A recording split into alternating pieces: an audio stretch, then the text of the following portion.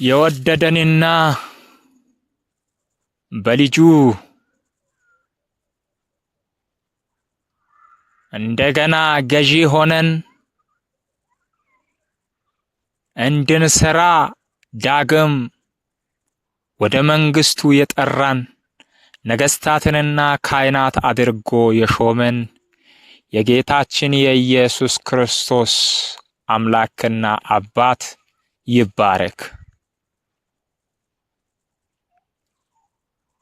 ሰላምና ጸጋ ይብዛላችሁ። በጣም ደስ ብሎኛል። ዛሬ ደግሞ በጣም ከቀድሞ ይልቅ ደስተኛ ሆኛለሁ። ስለ እውነተኛ አምልኮ በውስጤ የነበረውን ለሚሰማ ለሰሚው ሁሉ ሳሰማ ውስጤ በጣም ደስተኛ ነው። እውነተኛ አምልኮ መግቢያ ላይ እንዳነሳነው መነሻውን ከዳግም መወለድ ያደርጋል። የጌታ ኢየሱስ አገልግሎትም ምልክቶችን በትክክል ሰርቶ ለማሳየት እንዲመቸው በስጋ ተወልዶ ደግሞም በመንፈስ መወለድንም አሳይቶ ከስጋ የተወለደ ስጋ ሞቶ እንደሚቀበር አሳይቶ ከመንፈስ የተወለደ መንፈስ ደግሞ ሞቶ እንደማይቀበር ትንሣኤ እንዳለው ወይም ለዘላለም እንደማይሞት ሞቶም እንደማይቀበር እንደማይያዝም እንደማይጨበጥ ከዘላለም እስከ ዘላለም እንደሆነ ሰው የሰው ማንነት ሰው የሚባለው ሰው የሚል ስም እግዚአብሔር ለሱ የሰጠለት የእግዚአብሔር መልክ መገለጫ የሆነው እንደ እግዚአብሔር መልክና አምሳል የተፈጠረው ሰው ዘላለማዊ እንደሆነ እግዚአብሔር በልጁ በኩል በኢየሱስ በኩል አስተምሮናል። ይህን ለማሳየት ነው ጌታ ኢየሱስ የመጣው። ስሙ የተባረከ ይሁን። ጌታ ኢየሱስ በስጋ ተወልዶ ነው፣ በስጋ አድጎ ነው፣ በስጋ እንደ ሰው እንደ አዳም ደካማ ማንነትን ሁሉ ለብሶ ያን አሸናፊ የመሰለውን ዓለም ሞት ያለበትን ዓለም ሁሉ ተጋፍጦ እንደኛው አሁን እኛም እያለፍን እንዳለነው እየተጓዝን እንዳለነው ተጉዞ ጉዞውን ሁሉ አሳይቶ አለፈ። የአብ ነጸብራቅ ነበረ፣ ደግሞም የሰውም ነጸብራቅ ነው። የእግዚአብሔር መልክ ነበረው፣ ደግሞም የሰው መልክ አለው። አሳይቷል ፍጹም ሰው እንደሆነ፣ ሰው ሁሉንም ነገር ማሸነፍ እንደሚችል አቅም እንዳለው፣ ሰው የአምላክ ምሳሌ መልክ እንደሆነ ሁሉንም ቁልጭ አድርጎ አሳይቷል። ስለዚህ በስጋ መወለድንም ዳግም መወለድንም ያስተማረን ጌታ ኢየሱስ ነው። በስጋ የተወለደ በስጋ ብቻ ማክተም የለበትም። አንድ ሰው በስጋ ተወልዶ በስጋ መጨረስ የለበትም። በስጋ የተወለደው በመንፈስ ዳግመኛ መወለድ አለበት። ዳግመኛ ደግሞ ያልተወለደ የእግዚአብሔር መንግስት ሰው አይደለም፣ የስጋ መንግስት ሰው ነው። እዛው እድሜውን ይጨርሳል፣ እዛው በሞት እድሜውን ይደመድማል። ከእግዚአብሔር መንግስት ጋር ርስት የለውም። ስለዚህ አዎ በስጋ መወለዳችሁ ይታወቃል። ከወንድ ፍቃድ መወለዳችሁ ይታወቃል፣ ወይም ከሴት መወለዳችሁ ይታወቃል። ይሄ ብቻ አይደለም፣ ትልቁ ከእግዚአብሔር መወለድ ነው። ከእግዚአብሔር የተወለደ አይሞትም፣ ዘላለማዊ ነው። ስለዚህ ከእግዚአብሔር እንደገና መወለድ አለባችሁ የሚለውን አስተማረን። ዳግም ካልተወለድን አምልኮ አይገባንም። ዳግም ሳይወለዱ አምልኮን እናመልካለን፣ ወይም እውነተኛ አምልኮን። አምልኮ ብዙ ነው፣ ብዙ አይነት አምልኮ አለ። ያው የውሸት አምልኮዎች ብዙ ካውንተርፊት የሆኑ አምልኮዎች ወይም አሳሳች የሆኑ አምልኮዎች፣ ግራ የሚያጋቡ አምልኮዎች በዓለም ላይ አሁን በብዛት ሞልተዋሉ። የራሳቸው የሆነ አስተምሮና ሃይማኖት አላቸው። ግን እውነት ያለበት ህይወት ያለበት ዘላለም የሚቀጥል የሆነ ቦታ ላይ ሄዶ የማያቆም እውነተኛ አምልኮ ከዘላለም የጀመረ አሁንም ያለ እስከ ዘላለም የሚቀጥል ግን ሁሉም አሁን ተብሎ የሚመለክ አምልኮ አሁን እያመለክን ነው። አሁን በመንፈስ ውስጥ ነኝ እያለን የምናመልከው አምልኮ የሚጀምረው ከመወለድ ነው። ካልተወለድን ይህንን አምልኮ ማምለክ አንችልም። ስለዚህ ዳግም መወለድ ክርስቶስን በማመን ነው። ለዛ ነው መግቢያው ላይ አስቀምጫለሁ፣ መሰረቱን እንወቅ። ክርስቶስ ሰው ነበር። አዎ ሰው ሆኖ ነው የመጣው፣ ሰው ነበረ። ታዲያ ክርስቶስ ሰው ብቻ ነበር? አይደለም፣ ክርስቶስ ሰው ብቻ አልነበረም። የኛን አካል ለብሶ በመምጣቱ እሱን እንድንመስለው፣ በአካልም እሱን እንድንመስል፣ በመንፈስም እሱን እንድንመስል፣ ፍጻሜያችንም እንደሱ እንዲሆን በሞት የተገደበ ማንነት እንዳይኖረን ለማስተማር የመጣ የእግዚአብሔር ልጅ ነበረ። ጌታ ኢየሱስ የእግዚአብሔር ልጅ ነበረ። ጌታን የሚያመልኩትም በመንፈስ ዳግመኛ የተወለዱትም የእግዚአብሔር ልጆች ናቸው። የእግዚአብሔር ልጆች ከሆነን ደግሞም ወራሾች ነን። ደግሞም መለኮት ወራሽ ማለት ነው። ወራሾች ስንል የሆነ ነገር የሆነ በቃ አባት ያለው ነገር ነው የሚወረሰው። አባት ማሳ ካለው ማሳ ይወረሳል። አባት ንብረት ያለው ንብረት ሁሉ ለልጁ ነው የሚሆነው። ስለዚህ እግዚአብሔር ልጁ መውረስ የጀመረው ንብረት ብቻ ሳይሆን ስጋውንም ጭምር ነው። አንድ ከእናት ከአባት ስጋና ሁሉም ነገር ነው የሚወርሰው። ባህሉን ይወርሳል፣ ቋንቋውን ይወርሳል፣ ኑሮውን ይወርሳል። ስለዚህ አንድ ልጅ ይህን ሁሉ ነገር ነው የሚወርሰው። ወራሽ የሚሆነው ለዚህ ነገር ሁሉ ነው። ስለዚህ ሰማያዊ ቋንቋ፣ ሰማያዊ ኑሮ፣ ሰማያዊ መለኮታዊ ማንነት ሁሉ ወራሽ ነው የምንሆነው። ስለዚህ ከእግዚአብሔር የተወለደ የእግዚአብሔር ልጅ ነው። ከእግዚአብሔር የተወለደ እግዚአብሔር ራሱ መንፈስ ስለሆነ ከመንፈስ የተወለደ መንፈስ ነው። የሚገደብ ማንነት የለውም። ቁስ ማንነት የለውም። በሆነ ነገር የተያዘ ማንነት የለውም። ዓለምን ሁሉ የመግዛት ስልጣን በእጁ ያለው ሰው ነው። ስለዚህ አምልኳችንን አስቀድመን መሰረታችንን በማየት እንጀምራለን። ስለዚህ መሰረቱ ጌታ ኢየሱስ ክርስቶስ ስለሆነ በኢየሱስ ያላመኑት ሁሉ ወደዚህ እውነት ሊመጡ አይችሉም። ሃይማኖት አላችሁ? አዎ አላችሁ፣ ትክክል ናችሁ። ሃይማኖቱ መሰረቱ እንዴት ነው? የሃይማኖቱ መስራች እኔ ሕይወት ነኝ ብሏል። እኔ ራሴ ሕይወት ነኝ። የሃይማኖቱ መስራች እኔ በር ነኝ ብሏል። እኔ ወደ አብ አደርሳችኋለሁ ብሏል። ከዛስ ደግሞ እሱ ሞትን እኔ አሸንፌያለሁ፣ ስልጣን በሰማይና በምድር ሁሉ ተሰጥቶኛልና በዚህ ስልጣን ይህንን ሁሉ አከናውኑ፣ ዓለም የማይገዛው ስልጣን ነውና በዚህ ስልጣን ስሩ ብሏል ካላለ ወዲያውኑ አሁን መሰረታችሁን መለየት ጀምሩ። እዛ ጋር መስራቹ የዚህ ሃይማኖት የምትከተሉት ሃይማኖት መስራቹ በጣም ጥሩ ሰው ሊሆን ይችላል። ያው የሃይማኖት መስራቾቹ አስቀድሜ እንዳልኩት የህዝቡን አመለካከት ሰላምን ለማምጣት ብዙ ጊዜ የሚጥሩ ሰዎች ናቸው። ለራሳቸው ግጭትን የማይፈልጉ ሰዎች ናቸው።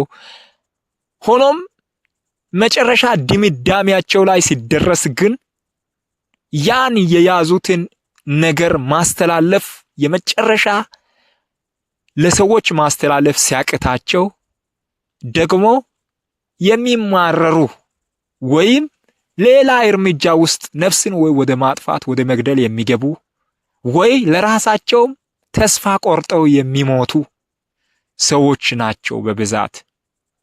ጌታ ኢየሱስ ግን ተስፋ ቆርጦ አይደለም የሞተው። ስለ ሁሉ ፍቅርን አስተማረ። ስለ ሁሉ በቃ ኤው ዝቅ ማለት እንዲህ ነው ስለማያውቁ ነው። እኔን የሚገሉት እኔን የሚሰቅሉት ስለማያውቁ ነው። ወዳቸዋለሁ። ማንም በስሜ ካመነ በኔ ካመነ ይድናል፣ ወደ አብ መንግስት ይደርሳል ብሎ እንኳን የሚሸጠውን እያወቀ የሚገሉትንም እያወቀ በፍቅር ይዞ ለነሱ ከፍ ብሎ የተሰቀለ ከዛስ ተሰቀለ፣ ከዛስ ሞተ፣ ከዛስ ተቀበረ። በስብሶ ቀረ አይደለም፣ ተነሳ። የእግዚአብሔር መንግስት ወንጌል በሞት የማይገደብ እንደሆነ አሳየ። እያስተማረ የነበረው በትዕግስት ዝም ማለው ዝምታው ያ ዝምታው ዕውቀት ስላለው ነው ዝም ያለው። ስለዚህ እኛም እን ካወቅን ምድራዊ ነገር ላይ ሁሉም ዝም እንላለን፣ መልስ አንሰጥም።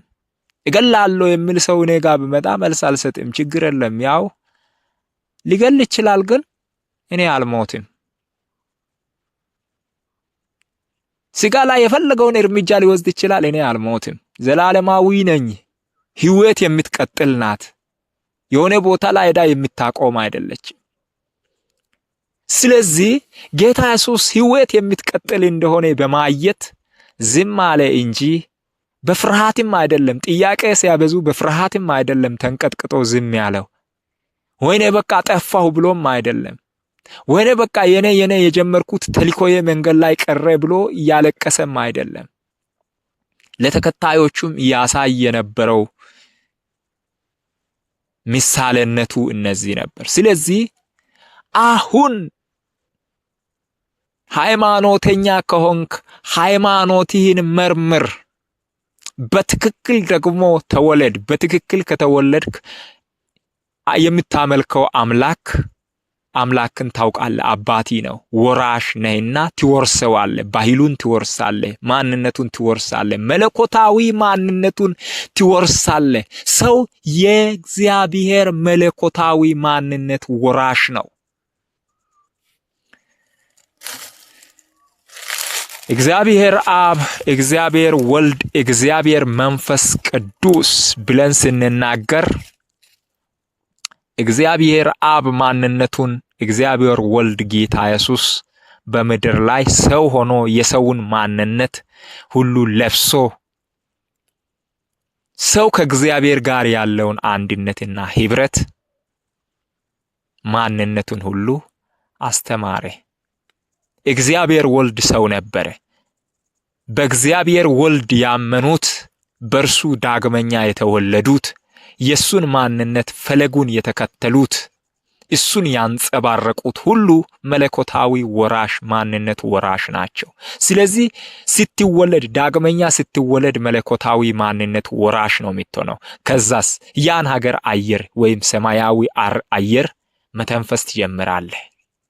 መተንፈስ ጀመርክ ማለት አታቆምም፣ ቢታቆም ትሞታለህ። ስለዚህ መተንፈስ አንደ ጀመርን ማለት አናቆምም። ዘላለም ከእግዚአብሔር ጋር በተመሳሳይ አርፈን ያለ መወዛገብ፣ ያለ መሯሯጥ፣ ያለ መሯወጥ እዛው በደስታ ሳንራወጥ፣ ሳንሯሯጥ፣ ሳንጨናነቅ፣ መፍትሄ ፍለጋ ሳንዞር በተቀመጥንበት አርፈን እግዚአብሔርን ማምለክ እንጀምራለን። አንተ በመንፈሳዊ ህይወት በመንፈሳዊ ዓለም ዳግመኛ ከተወለድክ ያለህበት አካባቢ ምንም አይመስልህም። ገዢ መሆንህን ብቻ አውቀህ ትኖራለህ። ብዙ አገልጋዮች ነን የሚሉ ሰዎች እግዚአብሔርን እናገለግላለን፣ እኔ ነብይ ነኝ፣ እኔ እንትና ነኝ፣ እኔ ምን ነኝ ያሉ ሰዎች አይ የሀገር ሁኔታ ገድቦኝ እንደዚህ እግዚአብሔር ገልጦልኝ ነበር፣ ሀገር ገደበኝ፣ ምን ገደበኝ፣ ሰፈር ገደበኝ፣ ገጠር መሆኔ ገደበኝ፣ እንደዚህ ከኔ የሚበልጥ ሌላ ሰው በመኖሩ እኔ ዝቅ ብዬ ኖርኩ። እሱ አይደለም። በእግዚአብሔር መንግስት ውስጥ ሁላችንም ስንወለድ ከኛ የሚበልጥ በኩር የለም። ጌታ ኢየሱስ ብቻ ነው በኩር ሆኖ ዳግመኛ በመወለድ ከኛ የበለጠው። እንደገና የሰውን ዘር በማምጣት ወደ እግዚአብሔር መንግስት በማስገባት ቀደም ብሎ በመወለድ የቀደመን ወንድማችን የሆነው አባታችንም የሆነው መንገድም የሆነው በርም የሆነው ጌታ ኢየሱስ ነው ታላቅ በእኛ ላይ በኩር የሚሆነው። ከዛ ውጪ ማንም ከኛ የቀደመና በኩር ነው እንትና በኩር ነው እሱ ከነክ ስለቀደመ እኔ ከሱ ዝቅ ስለሚል እንደዚህ አልልም፣ አልናገርም፣ አልኖርም፣ አልቻልኩም ምናምን ብለን የምንናገረው ነገር ሁላችንም እኩል ሆነን ወደፊት ወደ እግዚአብሔር እንገሰግሳለን። ስለዚህ በኩር የሆነው ጌታ ኢየሱስ በፍቅር እኛን እንዳስተማረው በፍቅሩ መሰረት ቆመን ሌሎችን ሁሉንም እንወዳለን። ከኛ በእድሜ በስጋ ዓለም በእድሜ ከኛ የሚበልጡትንም እናከብራለን። እግዚአብሔር እነሱን አስቀድሞ በነሱ የሚያስተምረን ነገር ሊኖረን ይችላል። ከኛ ዝቅ ያሉትንም ደግሞ እናከብራለን። ከነሱም የምንማረው ነገር ይኖራል።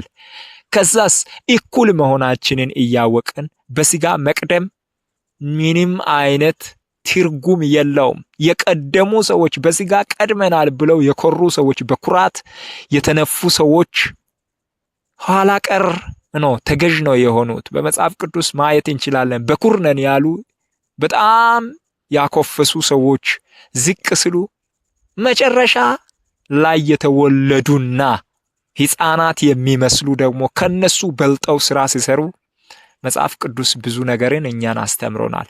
ስለዚህ ይሄ ትልቅ ሰው ውስጥ የእግዚአብሔር ነገር የለም አልልም፣ ትናንሽ ውስጥም የእግዚአብሔር ነገር የለም አልልም። የእግዚአብሔር ቃል በሰው ሁሉ ውስጥ ሲገለጥ ወይም እኛ ራሳችንን ስናውቅ ዳግመኛ መወለዳችንና ቤተሰባችንን ስናውቅ አባታችን ማን እንደሆነ ስናውቅ ርስታችን ማን የወረስነው ምድራዊ ነገር ነው አይደለም፣ ሰማያዊ መለኮታዊ ገዥነት ማንነት ነው የተቀበልነው። ፈጣሪ ማንነት ነው የተቀበልነው። ያ ኢየሱስ ሕይወት ነው የተቀበልነው። ዘላለማዊነትን ነው የተቀበልነው። ስለዚህ ያ ወራሽ ማንነታችንን ስናይ ሁላችንም እኩል ነው የምንሆነው ማለት ነው። ስለዚህ ዳግመኛ መወለድ ይቀድማል። ሁላችሁም ዳግመኛ ትወለዱ ዘንድ ዛሬ እኔን የምትሰሙ ሁላችሁም ዳግመኛ ትወለዱ ዘንድ ዳግመኛ መወለድን ለእናንተ አበስራለሁ። ዳግመኛ መወለድ ሰማያዊ እስትንፋስን መተንፈስ መጀመር ነው። ራስን ማወቅ መጀመር ነው። የሚበላው ምን እንደሆነ ማወቅ መጀመር ነው። ደግሞም እናትህ አባቲ ማን እንደሆነ ወደ ማወቅ መድረስ ነው። እዚህ ዓለም ውስጥ ደግሞ መዋኘት መጀመር ነው። ብርድም ከሆነ ሙቀት፣ ሁሉንም ነገር መለማመድ፣ ጦርነትም ከሆነ ሰላም፣ እንን ሁሉ መለማመድ፣ ፍቅርም ከሆነ ኑሮ ያለውን ነገር ሁሉ በሰማያዊ መንግስት ውስጥ ያለውን ኑሮ ሁሉ መለማመድ ነው። ስለዚህ ዳግመኛ መወለድ ቀዳሚ ነገር ነውና የአምልኮ ዋናው መሰረት መነሻው ዳግመኛ መወለድና መሰረትን ማወቅ ነው። መሰረት ክርስቶስ ነው። አባትን ማወቅ እንችላለን፣ ራሳችንን ማወቅ እንችላለን፣ ጉዟችንን እንቀጥላለን። ስለዚህ ይህን እውነት ስናገር ብዙ ሰዎች እኛ ዳግመኛ ተወልደናል ብለው የሚዘሉት ስላሉ ሃይማኖትን ለይቼ እያወራሁ አይደለሁም። ሃይማኖተኛ መሆኔ ዳግመኛ መወለድህ አይደለም።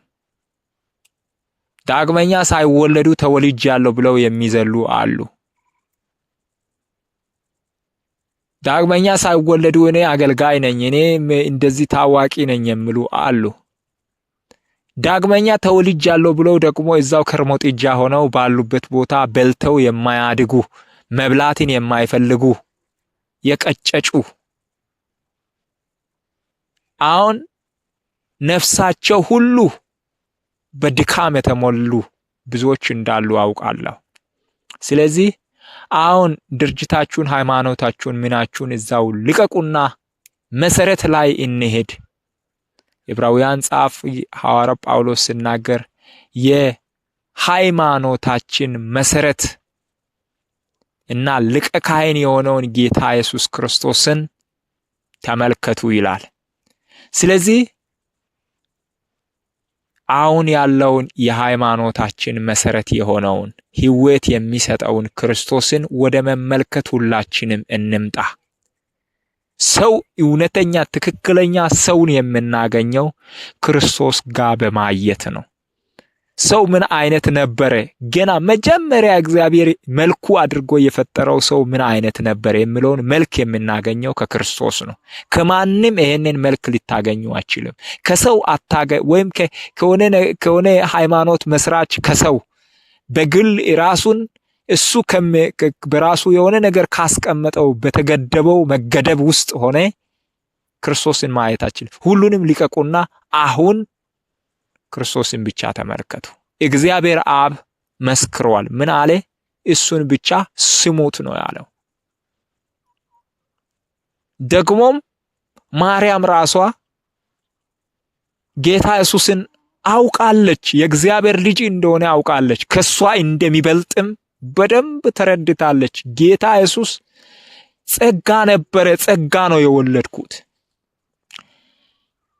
ወገኖቼ በእኛ እየተገለጠ ያለው ጸጋ ከኛ ይበልጣል፣ ወይም ከተሸከምነው ከምድራዊ ማንነት ከስጋ ይበልጣል፣ ከኑሯችን ይበልጣል። ጸጋ በእኛ ተገልጦ እኛ ደግሞ ከጸጋ እንደምንበልጥ አድርገን ራሳችንን ተኳኩለን የሆነ ነገር አድርገን አናቅርብ። ጸጋውን አምጥተን እሱን ብቻ ስሙት ብለን ጸጋውን እናሳይ። ማርያም ያደረገችው ነገር ይሄ ነበር። እሱን ስሙት ነው ያለችው፣ ጸጋውን ነው ያለችው። በሷ ውስጥ አድሮ የወጣውን ጸጋ እሱን ነው እኔ ማሳየው። ጌታ ኢየሱስን ስሙት አለች። እኔም ዛሬ አክሊሉ በኔ ውስጥ ጸጋ አድሮአልና እኔን ሳይሆን ጸጋውን ስሙት። በመጨረሻው በዚህ ባለቀው ሰዓት ላይ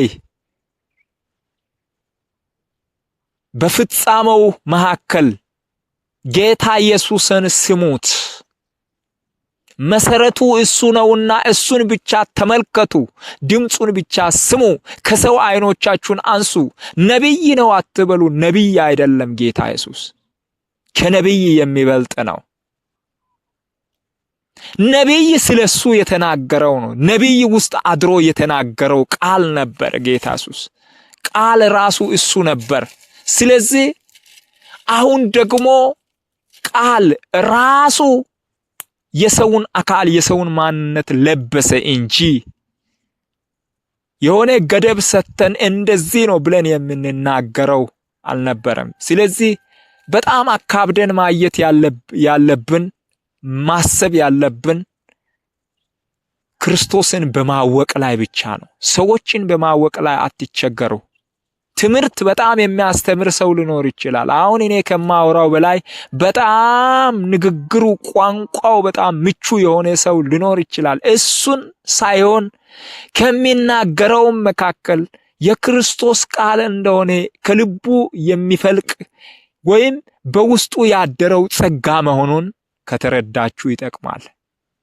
ሰውየው ደግሞ ጸጋውን ደብቆ ራሱን ብቻ አግንኖ እኔ እንደዚህ ነኝ ብሎ እያወራ ያለው ነገር ካለ ደግሞ ሰውየው ጸጋውን ደብቆ ራሱን እየገለጠ ነውና እሱን አትስሙት ነው እኔ የሚለው። ሰውየውን አትስሙት፣ እግዚአብሔርን ራሱ ክርስቶስን ስሙት።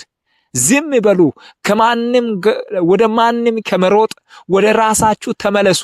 እሱን ለመስማት የልቦናችሁን አይን ክፈቱ፣ የልቦናችሁን ጆሮ ክፈቱ። ሰማይ ለእናንተ ይናገራል። ሙሴ አይናገራችሁም፣ ኤልያስም ለእናንተ አይናገርም። እነሱ በዘመናቸው ያገለገሉ አገልጋዮች ናቸው። ዛሬም ያሉ እንደ ኤልያስ የሚያገለግል ሊኖር ይችላል፣ እንደ ሙሴ ሊያገለግል የሚችል ሊኖር ይችላል። ታምራትን ብዙ ድንቆችን የሚያደርግ ሰው ሊመጣ ይችላል፣ ሊያገለግል ይችላል። እሱን ሳይሆን ጸጋውን ብቻ ስሙት። ጸጋው የእግዚአብሔር ነው። ራሱ ጸጋ እግዚአብሔር ነው። በእኔ አሁን የሚናገረው ጸጋ ራሱ ክርስቶስ ነው እንጂ እኔ ራስን አላውቅም። በስጋ ራስን አላውቅም። የእንትና ልጅ የእንትና ዘር እንደዚህ ለእናንተ ምሳሌ እንዲሆን ያለሁበትን ቦታ ነገርኳችሁ እንጂ በእኔ የሚናገረው ቃል ዓለምን ሁሉ የገዛ ዓለምን ሁሉ የፈጠረ እስከ ፍጻሜ እስከ ዘላለም የዚህ ዘመን ፍጻሜም አልፎ እስከ ዘላለም ከዘላለምም በፊት የነበረ ቃል ነውና እውነት ሲነገር ጆሮ ስጡ። ፖለቲካን አንሰብክም። ፖለቲካ ጥሩም ነው ክፉም ነው። ለማሳመን ይለፋል ፖለቲካ። ለማሳመን አለፋም። እኔ ማሳመንን አይደለም አሁን እያወራው ያለው እውነቱን እያወራው እቅጩን እያወጣው ነኝ። ማሳመን ከፈለጋችሁ አመናችሁ ትድናላችሁ፣ ካላመናችሁም የራሳችሁ ጉዳይ። ምን አገባኝ ግን እውነቱን እናገራለሁ፣ አወጣለሁ።